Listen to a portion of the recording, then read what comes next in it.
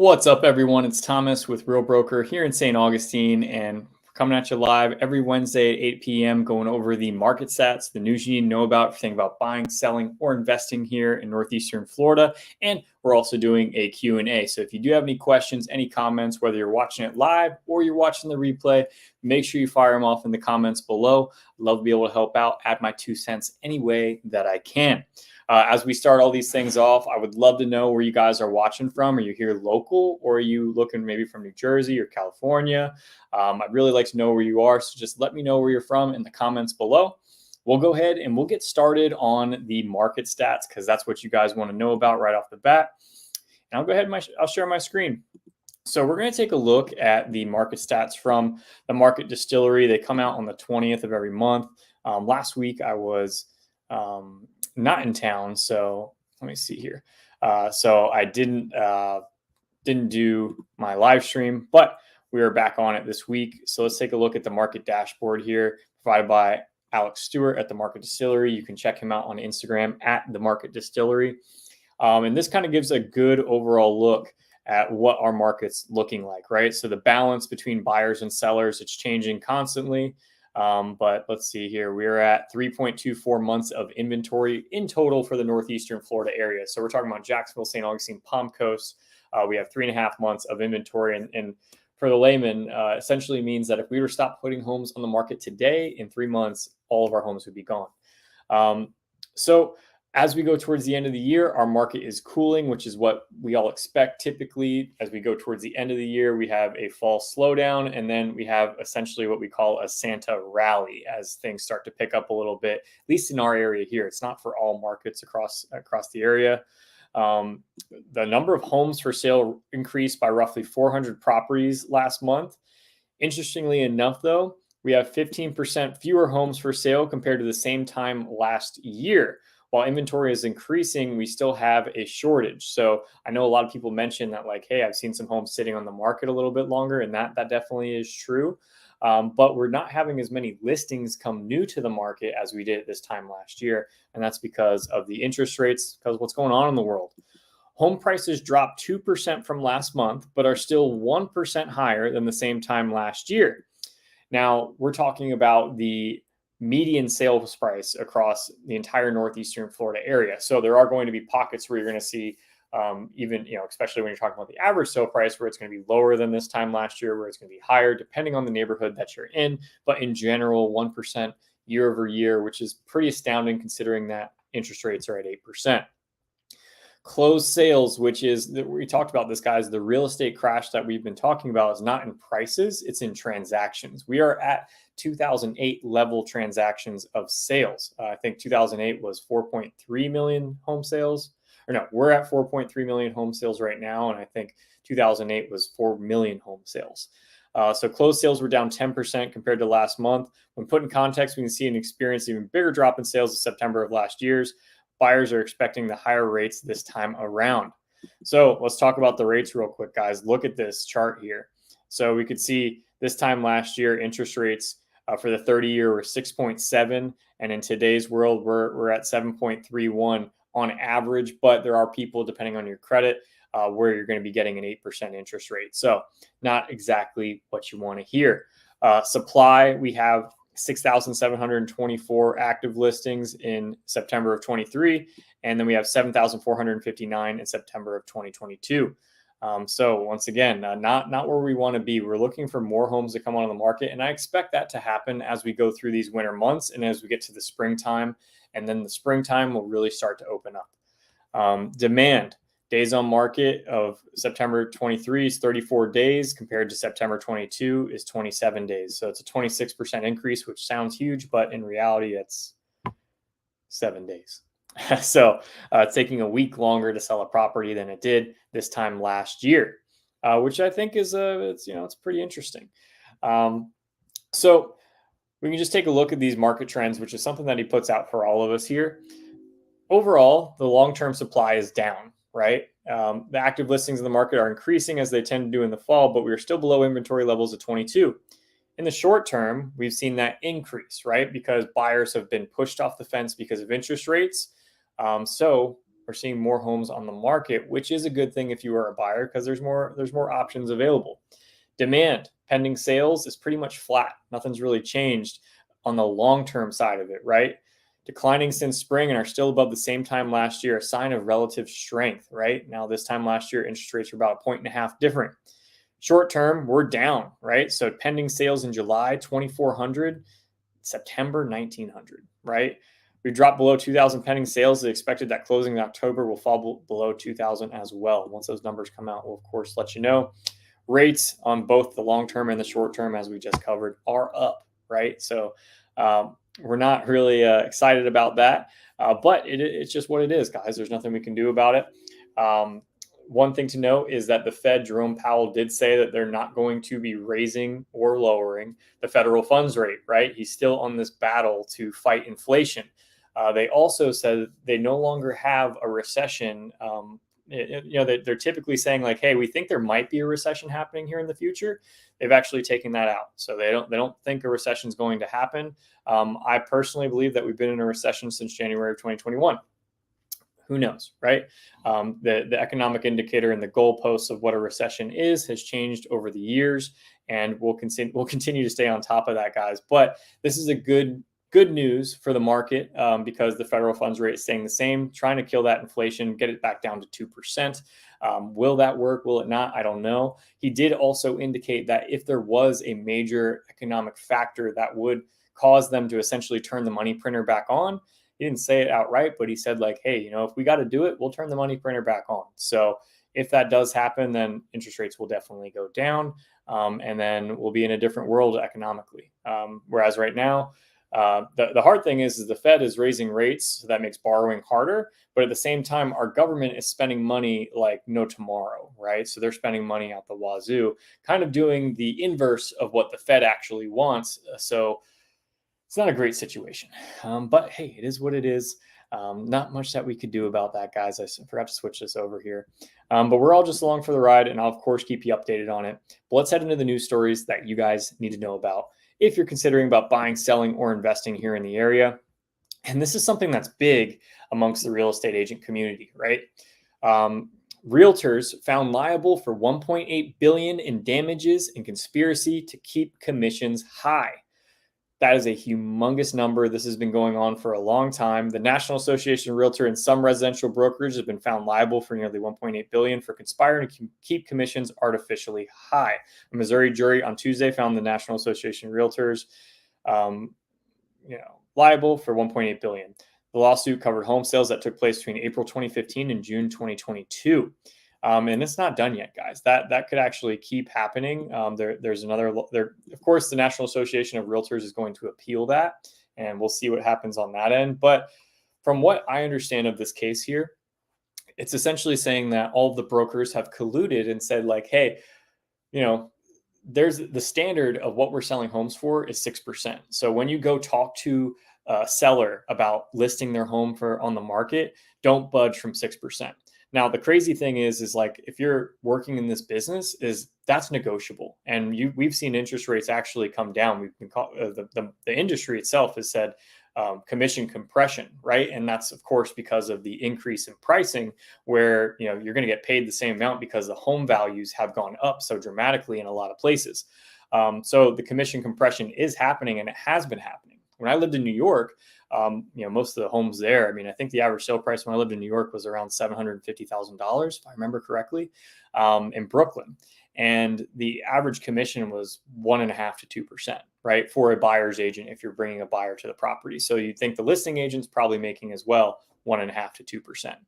So what's going to go on here is that this could change the entire landscape of how buyer's agents are paid, right? So that's a big factor in my business, so I'm staying on top of it. But how are buyer's agents paid? Well, typically, if I were coming to list your home, right, you wanted to sell your property, I'd come and speak to you. We'd negotiate my commission, right? And that would be the total commission for both buyers and for both myself and the agent that's bringing the buyer to us, right? So you're paying two people in the transaction.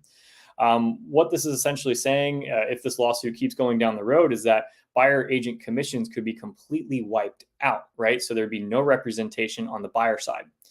Here's where that really doesn't make sense. Being a listing agent versus being a buyer's agent is much, much easier. It's a much easier job. You only have to go to the house once. If you're working with a buyer, you have to view several houses. A lot more time involved with working with a buyer than it is working with the seller. And that's what these brokerages teach, right? They teach like, hey, if you want to grow your business and you want to save more of your time, go after sellers, because if you go after sellers and get them to work with you, then you're going to be able to leverage your listings to save time, right? Buyers, you don't have control over that. It just depends on how many houses they like and how many houses they want to see, right? Of course, now there are some things just based on your needs that we're going to narrow out some houses and make sure that we're not driving all over God's creation. But in general, working with buyers is much, much, much more difficult than working with sellers. And the past couple years is the exact, it's a good example of that, because selling a home these past couple years has not been that difficult. Interest rates were 3%, 4%, 5%. Very easy to sell a home because there were tons of buyers out there, right? As we go into this new market, who knows what happens? Of course, the Fed turns the money printer back on. We could go right back into the market that we were in. But if we go into this new market, it's going to be a little bit harder to sell a home than it was these past couple years. Skills pay the bills in this market. So that's where we're going to see agents start to leave the business, which is a good thing overall, because most real estate agents suck, guys. And I'm not even joking about this. Like it's, and I'm sure in your job, you can even let me know in the comments below if this is something that you experience at your job. 80% of the work is done by 20% of the people. And then 20% of the work is done by the other 80%. Right? So the majority, the top 20% of realtors is doing 80% of the business. I would even argue to say that the top 10% of realtors are doing 90% of the business, because that's just how big the divide is. The barrier to entry to be a realtor is very, very low. So we'll, of course, stay on top of this. I don't think this is a good move if they eliminate buyer agent commissions, especially in today's market, right? So in today's market, you have high interest rates, and then you also have closing costs. So for a buyer to come out of pocket for an agent's commission, if you want to be represented by an agent, is going to be an additional 3%. So if you're buying a $500,000 house, you have your closing costs of 3.5%, you have your down payment of whatever that is. Let's say it's 10%, so that's $50,000. You got 3.5%, so let's just say it's $15,000. So let's just say it's 3%. So that's $65,000. And then on top of that, if this changes the way that some people think it may change, you'd also have to come out of pocket for your buyer's agent. That would be another $15,000. So you're going to be at $80,000 before this transaction even closes. Well, by the time you get to the closing table, that's straight cash out of your pocket. That's a huge deal. I don't think it's going to go that way. I honestly don't, because working with a buyer's agent provides a lot of value to the consumer, and it would be a detriment to the consumer in that respect. But we'll stay on top of that, guys. I'm gonna head on to the next news story. If you have any questions, fire them off in the comments below. Love to be able to hear what you guys think about what's going on here. I'm gonna share my screen, go to the next news story, and bada boom, bada bing. Okay. All right, so this is actually a great video. I'm going to put the link in the description below whenever we're finished here. But homeowners associations have taken over American neighborhoods. And that's no surprise to anyone, especially here in Northeastern Florida. Everything that's being built new is an HOA community. Now, I don't want to make you watch the whole video, but essentially the gist of this video is that 84% of new builds are within an HOA community. That's across the entire United States. That's pretty staggering. They go over the benefits and the cons of being in an HOA community. They give a case study of one couple who bought a house and their HOA dues were $200 a year. But because the home had been vacant for X amount of years, there were a whole bunch of fines and dues and liens from the homeowners association on the property that the buyer then had to pay. They ended up paying like $12,000 in fines directly to the HOA, and also other legal fees to lawyers. So it was more than $12,000. And the HOA still wants more money from them, even though their dues are only $200 a year. So what they're saying is that in general, people want homeowners associations, municipalities, communities want homeowners associations, because the HOA takes care of the general property, right? It alleviates some of the stress, some of the work that goes typically to the municipality, to the community, to the county to take care of. Now that's all put on the HOA. So the tax dollars that originally went to taking care of the exterior of the community, making sure that the sidewalks are all trimmed and everything like that, that's now on the backs of the homeowners association. Now, if you've lived in a homeowners association, you know that there's good ones and there's bad ones, right? So I went to my HOA meeting this time last year. It was the annual meeting and it was the budget meeting. And I cannot tell you how stressed it made me because my townhome, it's a great little place to live. But most of the HOA boards are not run by anyone who has any idea of what to do. They're all volunteers, right? And they kind of get elected, kind of. No one really gives a shit. So they get in these positions and they don't know what to do. When I was at my annual meeting for my HOA, we've had problems with the irrigation the entire time I lived there.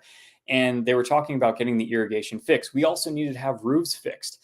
And they were like, okay, well, we're switching between this irrigation company and we're going to this irrigation company. But the problem is that we paid this irrigation company to do all this work, but we don't know what was done. We don't know how much was paid. And someone asked the management company, which was there, and they said, hey, what's going on here?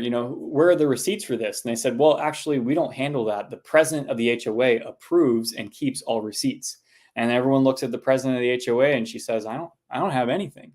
And then immediately I was like, well, that's a freaking red flag. That's terrible. So my point is that these HOAs are not run by people who have a specialty in running homeowners associations, right? The management company is a for-profit company that does help out with that. But at the end of the day, the people that live in the community are not professionals in running communities. So things like this for my community happen. I was dumbfounded by it. And I almost thought like I need to run for the HOA board, but I got enough going on. I don't want to do that. But my point with all of this is that when you're buying into a community, make sure you do your homework, make sure it's right for you.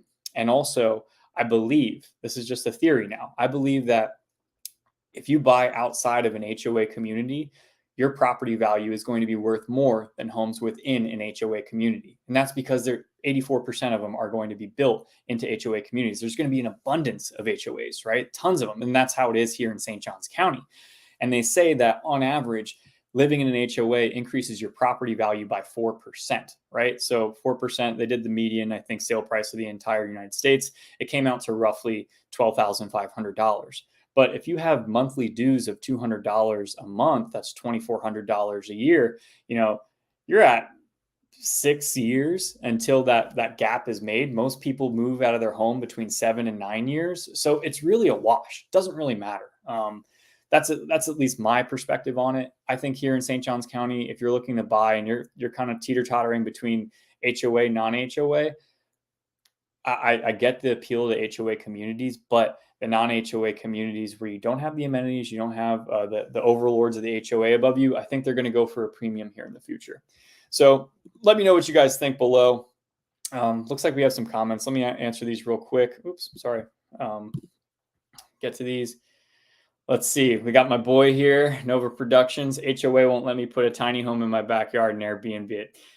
Justin, you don't even have enough room for a tiny home in your backyard, dude. Like, I mean, maybe you do for like a little Home Depot she shed type of situation, but I don't know. So that is something Jacksonville did start allowing is for people to start putting accessory dwelling units in the backyard. But Justin, I don't know, man. You just did all your grass. I don't know if I'd mess with it, but that's my buddy. He runs the Living in Jacksonville channel. So if you are looking to buy in Jacksonville, if you don't want to use me, I got a good guy up north.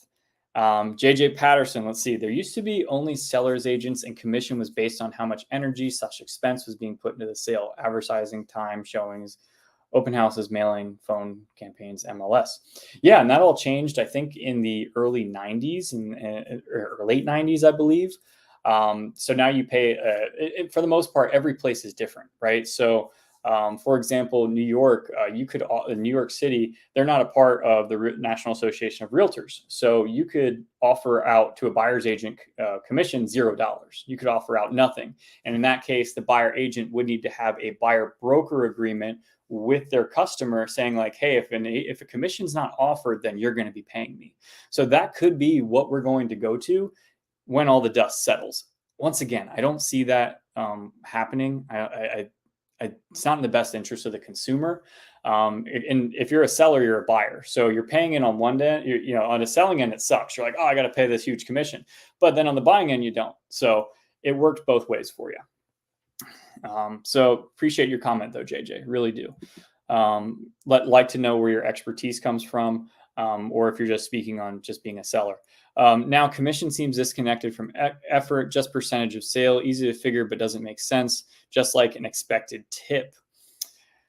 Now, see, I would say for a seller in the past couple of years, the market is an anomaly market. So it's hard to say exactly what you're right. Now, I do think we have much higher sale prices where we'll see, the typical commission 6% will go down to 5 to 4%. And we see that already on much higher priced homes, right? But because the past 2 years, it was easy to list and sell a home. On the verse side of that, if you were a buyer's agent, you deserved every bit of the 3% commission or 2.5%, whatever that was split between the listing agent and the buyer's agent. Because as a buyer's agent, there were multiple offers on every single property. A home popped up on the first day. You had to go see it. If you didn't see it within the first day, then you weren't going to get an offer in. And that made it very, very difficult. The transaction went from, I did the math on it, and I think it went from, in order to get one contract, you needed to put 6 offers out, right? Whereas before, it's like you only had to put 1 or 2, okay? So as a buyer's agent. So you had to put 6 offers out. In order to get to 1 offer, you had to put 6 appointments in. So essentially, that means that you had to see 30 houses in order to get to 1 contract, right? And that made it very, very difficult as a buyer's agent. So as a listing agent, you printed money. That's 100% a fact, right? It was very easy to do. And all these listing agents acted like they were God's gift to real estate whenever houses sold within a couple of days. It was the market doing the work, right? And a lot of the money that commission typically is used for in terms of advertising, postcard marketing, all that kind of stuff, that wasn't even put out, because what happened is homes sold within a week and you didn't do anything, But if you're a buyer's agent, you're working your ass off. That's 100% a fact, because I was there. But JJ, really appreciate that comment. Let's see here. No overproduction's back in it. I think the way it's structured now seems to be the most beneficial for buyers and sellers, as a lot of buyers don't have money on top of their closing costs and down payment to pay thousands to a buyer's agent. And that's a fact, right? So if this happens where we go back to the other world, buyers are just going to choose to go unrepresented, right? And the listing agent is just going to be like, all right, well, hey, this is how it's going to go. You don't know what you're doing. You don't know how to negotiate, all that kind of stuff. And it's really going to favor sellers. So I don't see that happening. I agree. I think the way that we have it set up now, and just so you guys know, within Northeastern Florida, the seller doesn't pay the buyer directly. The seller pays the listing broker, right? So they pay the listing broker over here, and the listing broker pays the buyer's agent and the seller's agent. So it's already written out in the contract. Once again, it's a negotiation point, and it's written clear as day on a legal document. It's not like we're over here twiddling our thumbs, trying to make money over here. It's all straightforward. And from my experience, most realtors are working that way. We're not evil people trying to steal money. But Justin, I appreciate you. JJ, you put in a lot of work, so it should be valued and rewarded. So it will last. I agree. I think the market of the past couple of years, it goes along with what you said, JJ. Being a listing agent, you could list a property and it sells the next day. And if you're listing a $500,000 property and it sells within a day and it sells to a cash buyer, they're closing in 2 weeks, you made $15,000 pretty easily, right? Now, as this market continues to go, if we stay in the current market where selling a home becomes more and more difficult with these 8% interest rates, you're going to earn every bit of that $15,000. Now, we do see once it gets really north of, let's say north of 500, but north of $1 million, 100%, you're not seeing 6% commissions. Sometimes you will, in terms of like 3% for the buyer, 3% for the listing agent. Most of the time, it's going to be 2%, 1.5%, 2.5%. You almost never see 3%. So either way, JJ, I really appreciate your comments here. Guys, if you have any other comments, questions about what we just talked about in terms of the market, in terms of homeowners associations, fire them off in the comments below. I'll head to the next news story. Pop that off there. There we go. All right. Let's go. Now, this is something that we covered before, but some Florida residents departing state in search of a lower cost of living, better quality of life. Now, this is talking about West Palm Beach in South Florida. Real estate agent Holly Meyer says, if you make less than $200,000, our area is challenging. And that's a fact, right? It's much more expensive to live in South Florida And one thing that, here in Northeastern Florida, we're definitely a lot more insulated from that. And everyone's seen it, right? Insurance is going through the roof. That's more in like South Florida, 100%. If you look at like the insurance increases, it's happening the majority. I'm not saying it's not happening here. If you're on the water here, you're seeing insurance increases, right? But if you're in South Florida, you're definitely seeing insurance increases. On top of that, your property values have gone through the roof the past couple of years, just like it has here in Northeastern Florida. So that means your property taxes have gone through the roof. So buying a home in that area has become much, much more difficult for those people there.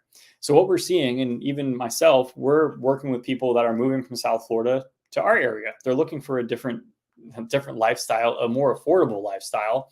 On top of that, they're moving to Georgia, they're moving to South Carolina, and I think North Carolina. Also Texas. Texas doesn't make sense to me, but South Carolina, you get properties dirt cheap out there. It's pretty freaking crazy how cheap houses are out there. So it's just what it is, guys, right? So Florida is it's now the second most valued real estate in the entire country. It passed New York within the past month. So I think it goes California, Florida, then New York, which is pretty staggering to even think about that we're ahead of New York. So we'll stay on top of that, guys, but I don't think it's going to change. I just read something else that said that Florida is expected to grow to, I think, 30 million people by 2030. So that it comes out to about 800 people a day are moving to Florida, which is a staggering amount of people. And we're going to get into what's going on here in St. Johns County and what they're building here in St. Johns County. So let me share my screen. We'll get on to the next news story. Guys, if you have any questions, fire them off below. If you're looking to buy, sell, or invest, reach out to your boy. So let's see. Okay, this one's really just a gimme here, guys. Got to cover this. Night of Lights is coming, right? It's the big holiday event. Night of Pints, also a cool thing. You can buy a $35 t-shirt and you get one free pint at these breweries here. But Night of Lights, it's a big tourist attraction for our area. Typically, we see a slowdown in tourism right after when school starts. So September, October is much slower than the rest of the year, but November, December really start to heat up. And then we get into springtime where spring break happens. So November 18th to January 28th, Night of Lights is going to be starting. So if you're coming down for Thanksgiving, you're going to be able to see some beautiful lights. If you live here in the area, prepare for some really, really shitty traffic, because that's pretty much the worst traffic of the entire year is going to come around the holidays, Thanksgiving and Christmas, New Year's. That time is terrible to go downtown to St. Augustine. All the locals stay away. 100%. They'll go out to Night of Lights in January. So if you are looking to visit, January is a good month for it. But either way, guys, we'll go on to the next news story here. Flew through that one pretty quick. It's kind of a bullshit story I kind of throw in there, but either way. All right, so this is also something that we've talked about before in terms of, there's no jobs in this area, but medical providers are expanding to keep up with St. Johns County booming population growth, right? And that's something that we've talked about. UF Health just acquired Flagler Health Plus, which is the main hospital here in the south end of St. Johns County, but they're also looking to expand in multiple places all over northeastern Florida. But they had their focus on the northwest part of St. Johns County. So where all the new construction development is, where we're talking about Silverleaf, Shearwater, Rivertown, they're really looking to put more hospitals out there, and they're starting to build one. It's going to be completed in 2025. To give you an idea of how quick they fill up a hospital, this is kind of where they're trying to be strategic with it. Let me see. There's a clear-cut need for healthcare in the northern part of the county. When we put a primary care physician into part of the community, typically it takes 6 to 9 months for the practice to be full. Recently, the practices in northern St. Johns County have been full in less than 2 months. That's crazy. All right, I read that this afternoon and I was like, that's wild. But it makes sense. That whole area is blowing up. It's just south of Duval County, so you still have great access to Jacksonville, great access to downtown St. Augustine. Everything out there is brand new. Everything. Commercial, your shopping, brand new shopping centers, all the commercial retail space, all of it's brand new. The houses, all of it's new construction within an HOA community, all of it's brand new. So that whole area of northwestern St. Johns County has seen a boom, and we haven't really seen that south of State Road 16. We're starting to see a little bit trickle in, but it's really boomed up there in the northwestern part of St. Johns County. And to touch on that a little bit more, right? Pulte is opening another community in the northwestern part of St. Johns County. And if you live in that area, it's probably not what you want to hear because the traffic on 210 and Greenbrier Road is terrible. They're also expanding the road as we speak to make it a little bit better, but doesn't really help you right now, right? So Pulte Group announces new development in St. John's with 1,300 homes. I don't know if you guys can tell. I don't normally speak this fast. I'm like losing my breath here. But a master plan development in St. Johns County will feature Del Webb and Pulte Homes. Del Webb is Pulte's 55 plus section, so it's their active adult community. They build in Wildlight, they build in Nocatee, and they have one in E-Town, right? So they have a couple of different communities throughout northeastern Florida, and they're going to split it about 50-50. This is going to be a 900-acre community. It's going to have an amenity center. It's going to be beautiful. Of course, this thing never stays signed in, but it's going to be a massive community. Now, on top of what's going on there, they are going to be additionally widening that road. That's part of what Pulte Group agreed to do in order to move forward on the project, is that they're going to start working on the infrastructure surrounding that area so that they can make traffic a little less shitty. But as of right now, it's not that great. I got to be honest, it's terrible. When you go out there during rush hour, Greenbrier is only a 2-lane road. So like one traffic only, one lane going one direction, one lane going the other direction. And Greenbrier is like right where Rivertown is. It's right where Mill Creek is, right where Shearwater is. And then 210, certain parts of it are only 1 lane. And then it goes into 2 lanes, which is not nearly enough for how many people are living in that community. So that was my last news story here for the day, guys. It looks like we got 11 people on this live stream. So if you do have any questions about what's going on here in the market, what's going on in terms of development, I'd love to be able to hear it. I do want to follow up on something that I talked about 2 weeks ago with, I think his name was Apollo, if I remember correctly. He had a really cool name, but he brought up the master plan community of Everrange, which is a community that's going to be developed by the Park Group. Park Group has, they're the ones who built Nocatee, the #1 master plan community in the entire state of Florida, according to niche.com. So Everrange is going to be in between E-Town, which is also a Park Group community. It's going to go behind Wells Creek right off of US 1. And then it's going to connect to Nocatee. They're going to put a highway. It's going to connect all the way through.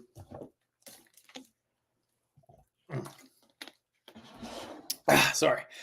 They're going to put a highway that's going to connect all the way from Nocatee through Everrange into E-Town, which will be right off of 295. So that's going to be a huge development. E-Town, Nocatee, and Everrange is going to be, in that whole area, that'll be pretty much a ton of new construction right off of 295 US 1. Make it very easy to get everywhere. Close to the beach, close to 295 to get to anywhere in Jacksonville Airport. I think it'll take you about 40 minutes, 35, 40 minutes from E-Town at least.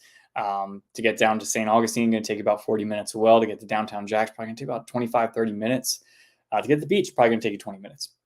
So centrally located, great location for both of those. We'll see what happens when that fully gets developed. Probably won't be till 2026 by that road starting to open up. But guys, I'm losing my voice. Don't know what's going on here, but I appreciate all your participation here today, guys. Until next week, 8 p.m. If you are looking to buy, sell, or invest, make sure you reach out to me directly. Got my contact information all over my YouTube page, so you can definitely reach out to me, whether it's a call, text, or email. I'm here to help out, guys. No pressure. I'm a no pressure, low pressure salesman. I'm here to help you guys do what you want to do. I'll see you next week, guys. I appreciate you. Have a great night.